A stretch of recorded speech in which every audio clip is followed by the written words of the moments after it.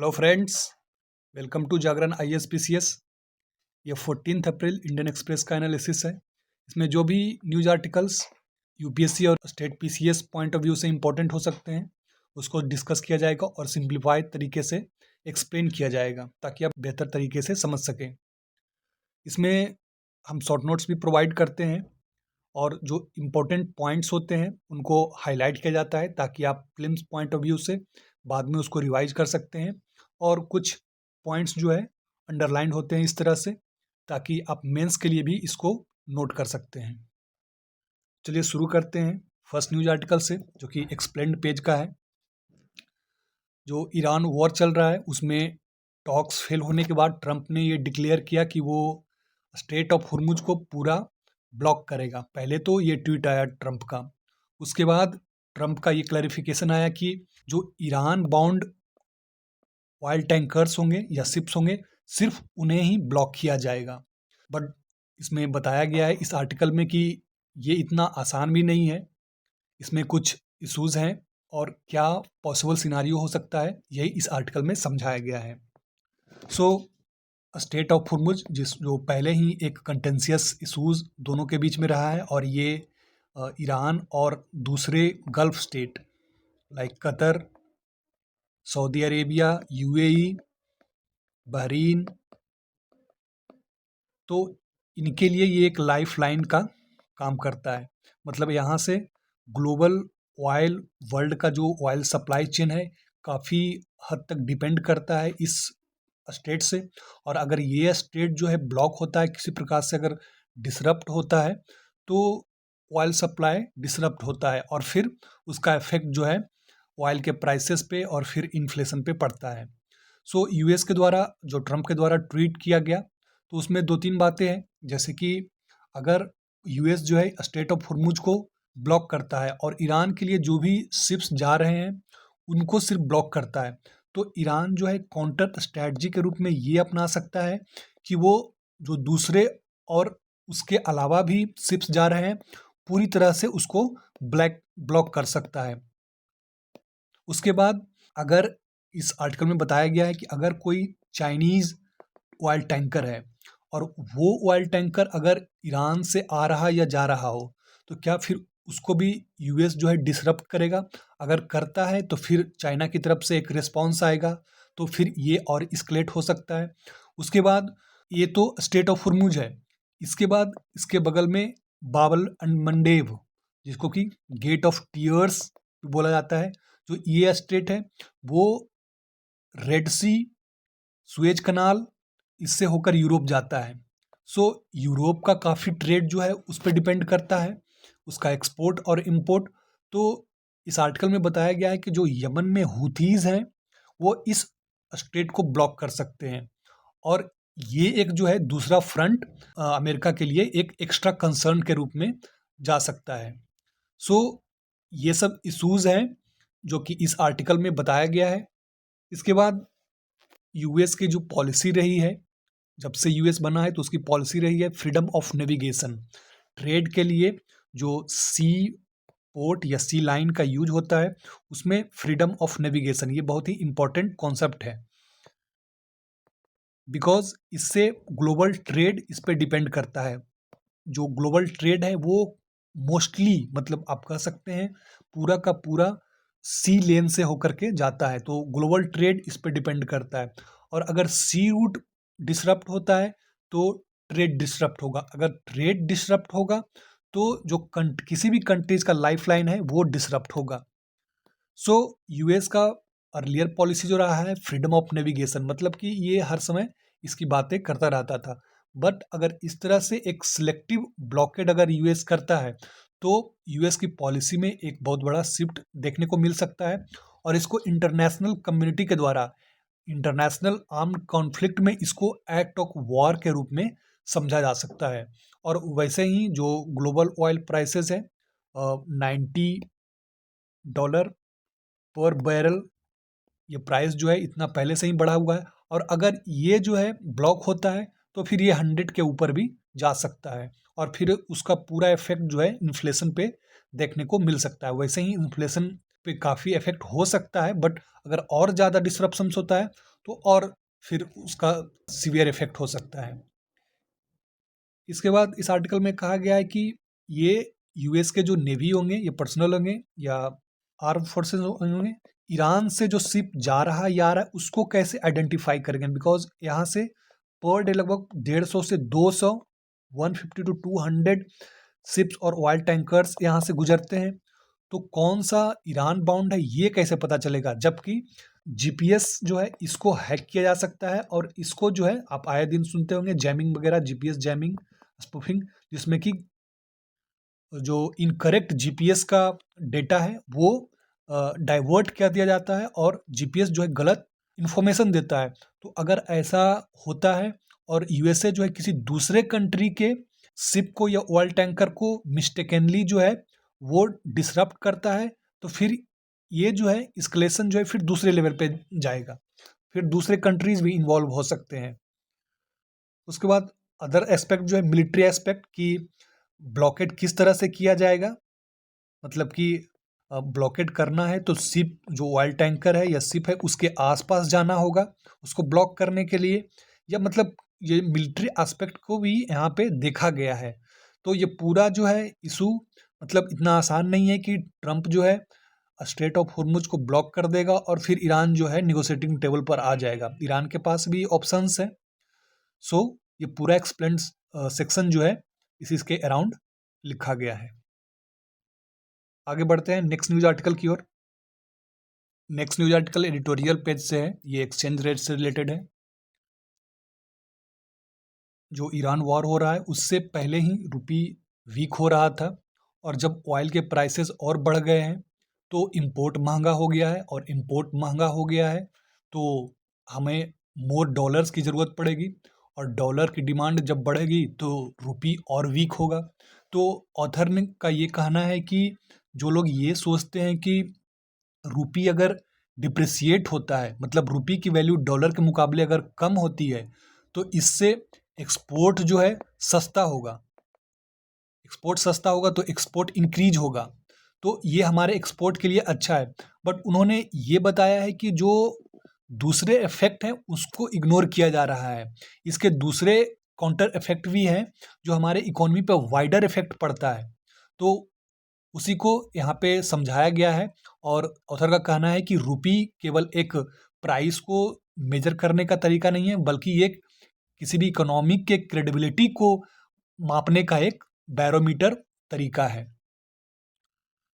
सो author का कहना है कि जब हम रुपी को ये देखते हैं कि रुपी डिप्रिसिएट होती है तो एक्सपोर्ट बढ़ता है, एक्सपोर्ट सस्ता होता है, मतलब बाहर के लोगों को एक्सपोर्ट जो है सस्ता लगता है तो एक्सपोर्ट ज़्यादा होता है। बट उसी समय हमारा इंपोर्ट महंगा हो जाता है। इंपोर्ट महंगा होता है तो इन्फ्लेशन, और फिर इन्फ्लेशन होता है तो लोगों का परचेजिंग पावर जो है वो कम होता है। परचेजिंग पावर कम होता है तो डिमांड जो है फिर वो कम हो जाता है।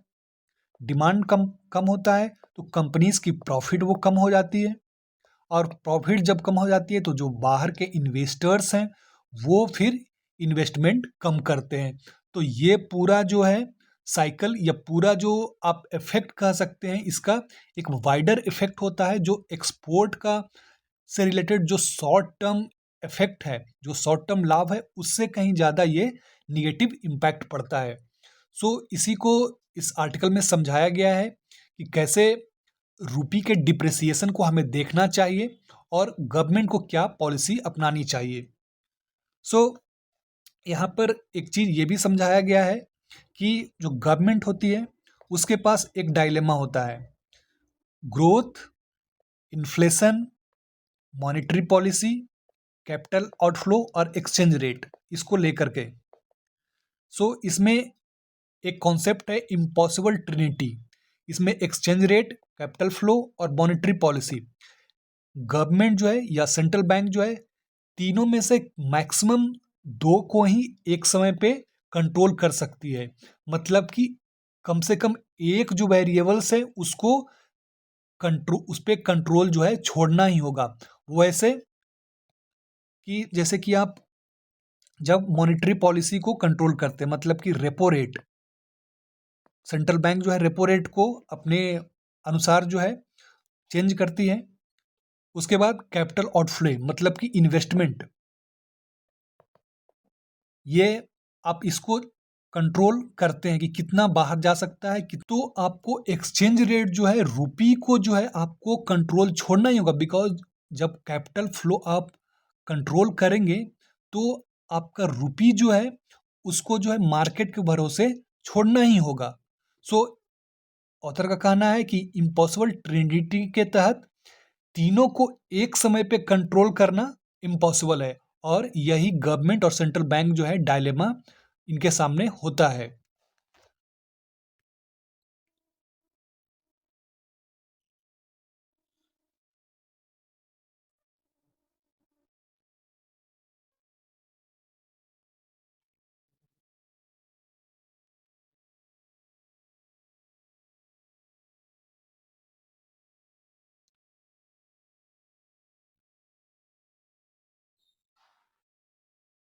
सो ऑथर के द्वारा ये सजेस्ट किया गया है कि जो इनके लिए जो पॉलिसी टूल, जो रिफॉर्म्स होने चाहिए, मतलब जो गवर्नमेंट को पॉलिसी अपनाना चाहिए, वो है फिजिकल मेजर्स, मतलब आप फिजिकली कितना प्रूडेंट होते हैं, आपका एक्सपेंडिचर और रेवेन्यू जो है वो किस तरह से आप उसको मैनेज करते हैं।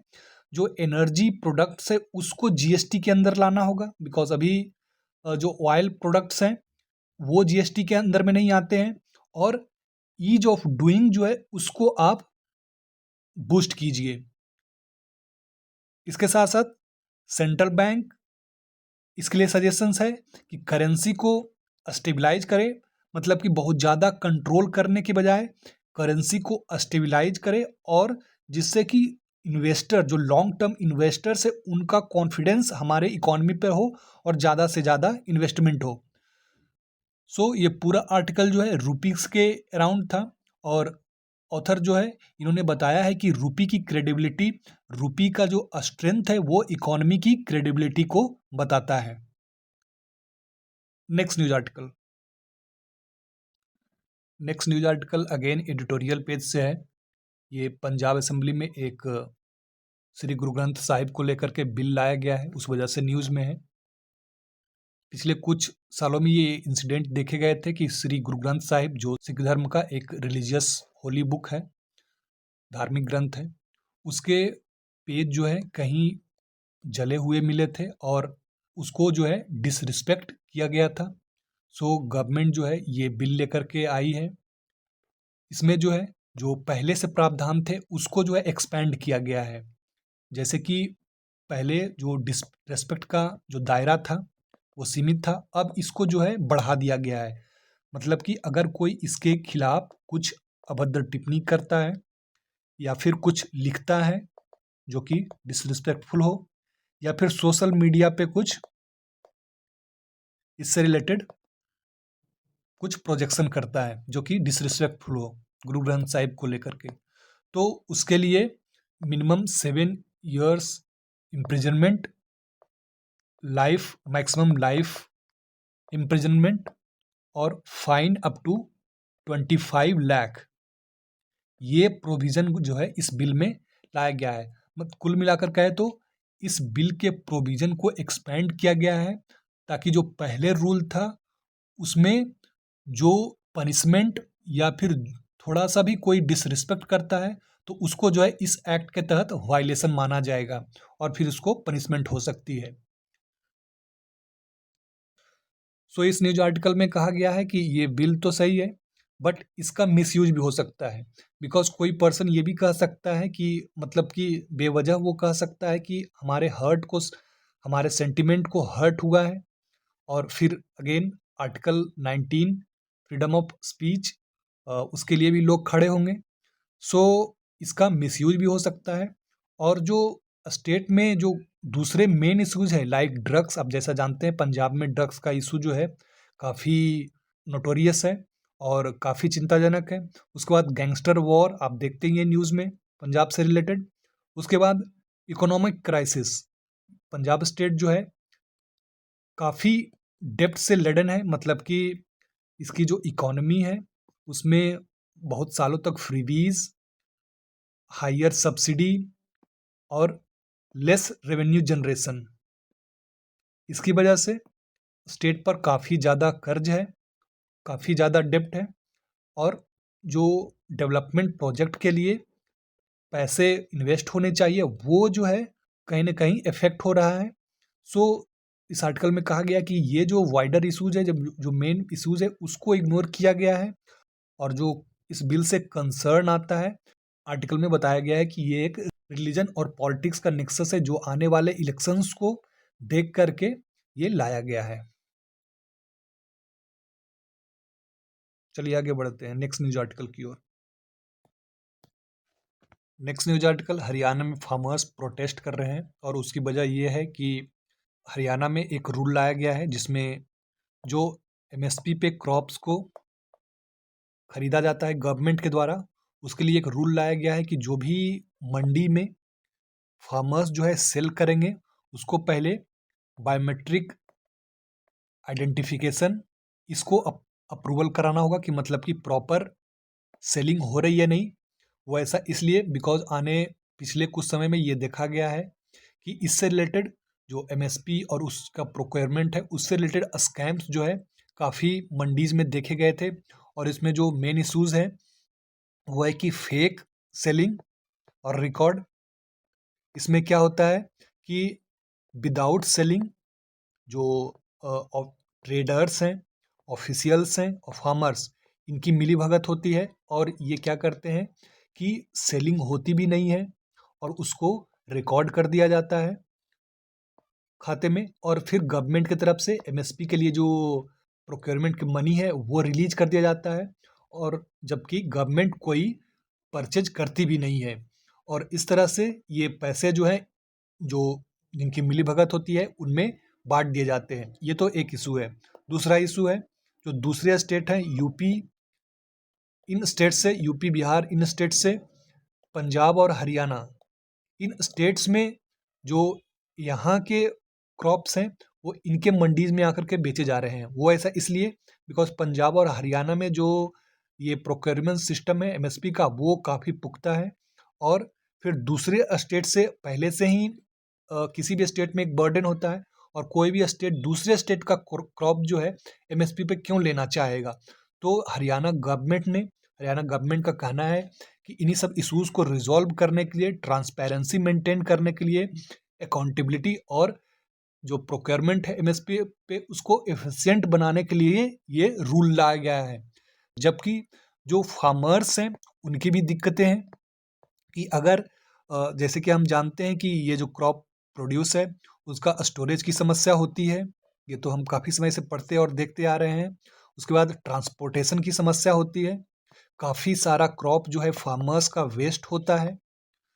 सो अगर इन केस अगर अप्रूवल नहीं मिलता है, और होता ही होगा ऐसा बिकॉज सबको तो अप्रूवल मिलती नहीं होगी, बिकॉज टेक्निकल इश्यूज और डॉक्यूमेंट वेरिफिकेशन, मतलब कि इन सब की वजह से अगर किसी तरह से फार्मर्स जो है सेल नहीं कर पाते हैं तो वो जो ट्रांसपोर्ट में समस्या है, स्टोरेज में समस्या है, तो हम जैसा कि जानते हैं क्रॉप या उससे रिलेटेड जो चीज़ें हैं वो फिर वेस्ट होने का रिस्क रहता है, और फार्मर्स को इससे काफ़ी नुकसान होता है। और इसके बाद जो हरासमेंट होती है फार्मर्स की वो अलग है। सो फार्मर्स इसलिए प्रोटेस्ट कर रहे हैं बिकॉज उनका कहना है कि ये रूल जो है उनको हरास करने के लिए लाया गया है, जबकि जो गवर्नमेंट है वो कह रही है कि इसमें ट्रांसपेरेंटी और जो स्कैम हो रहे हैं उन स्कैम्स को रोकने के लिए ये लाया गया है। सो ये पूरा न्यूज आर्टिकल जो है ब्रॉडर इशूज है, ब्यूरोक्रेटाइजेशन और एंटी फ्रॉड मैकेनिज्म, इसके चारों ओर रिलेटेड है, इससे रिलेटेड है। Next news article.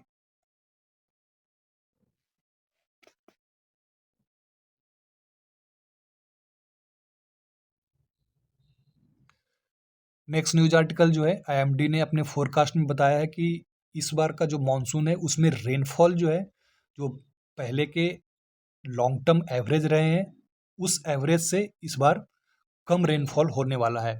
और वो जो लॉन्ग टर्म एवरेज है उसका 92%, मतलब कि अगर पहले 100% बारिश हो रही है तो इस बार जो है 92% ही होगी। और उसका जो रीज़न बताया गया है वो है अल नीनो।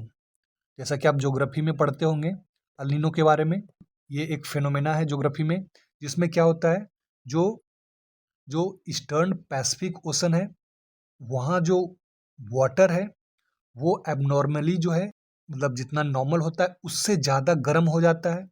जिससे क्या होता है, जैसा कि आप जानते हैं कि हवाएं जो है हाई प्रेशर से लो प्रेशर की ओर बहती है। मानसून में क्या होता है, मानसून में ये अगर इंडिया का मैप है और ये अगर ईस्टर्न पैसिफिक ओशन है, तो हवाएं जो है इस तरह से चलती है मानसून में ऐसे।